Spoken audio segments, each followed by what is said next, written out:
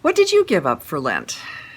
Well, maybe this year, or maybe right now if it isn't Lent, or maybe any time at all, I want you to consider giving up fear. Letting it go from your neural pathways. Getting rid of it as a habitual, patterned response to far too many things in life.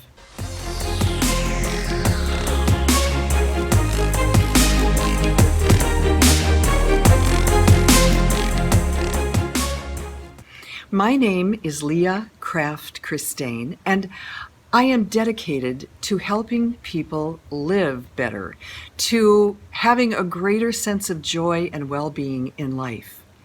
And so I'm going to heartily encourage you to take a close look at fear and where it's coming from in your life. Now, you might say, I don't feel fear.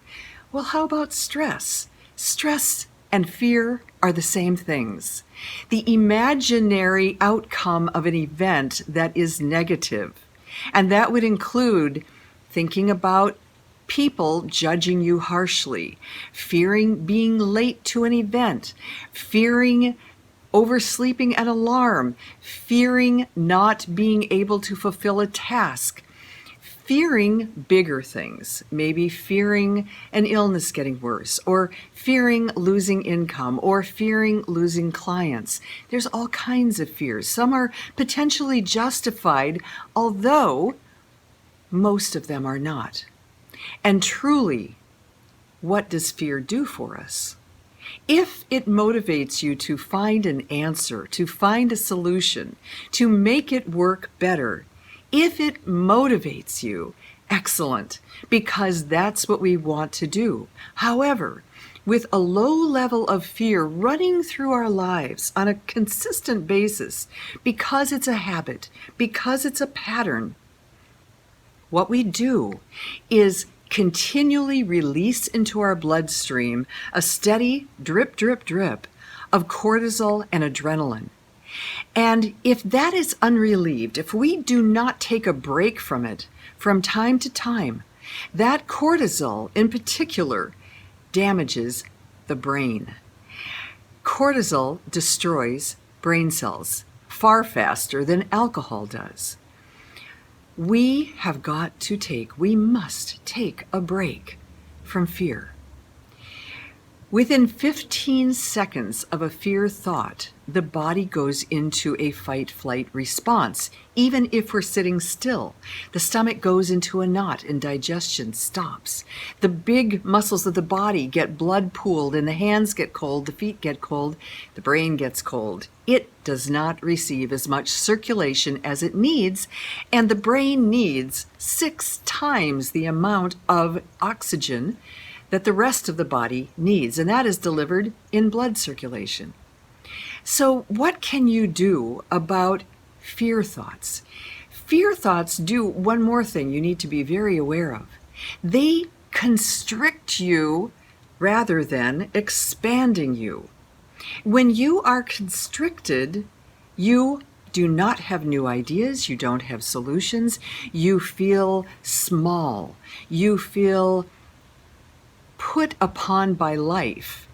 When you throw off the mantle of fear, when you get rid of it, it releases you and all of your potential for finding answers and solutions. When you feel constricted, you are sending out a message that you have scarcity of ideas, scarcity of solutions, scarcity of joy in life. So you absolutely want to attempt to be mindful. Mindful of when you start to feel tense. Mindful of when your stomach gets tied in a knot. Mindful of when you get that neck that starts to get tighter and your shoulders get tighter and your face and your jaw get tighter. And you recognize the fact that you are feeling fear, stress, unmanaged, unmitigated.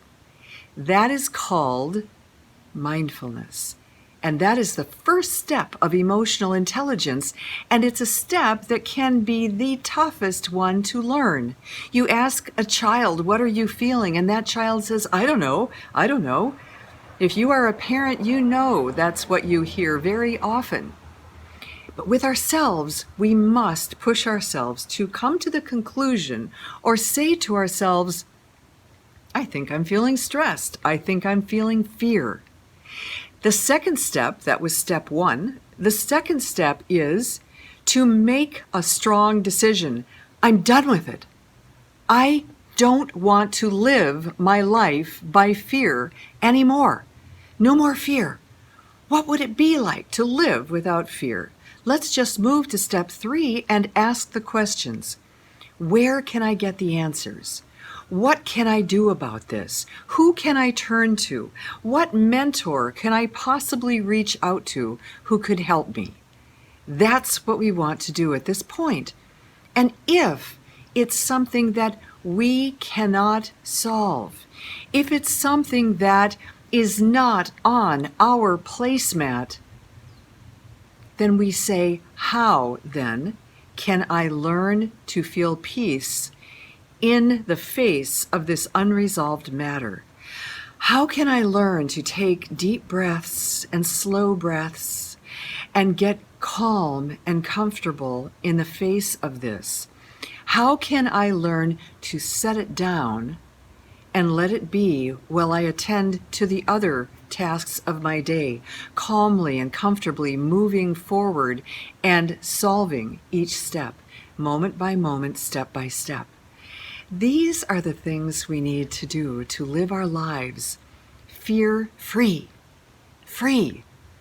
And that's the image I want you to have in your mind, freedom. Again, I'm Leah Kraft-Kristaine.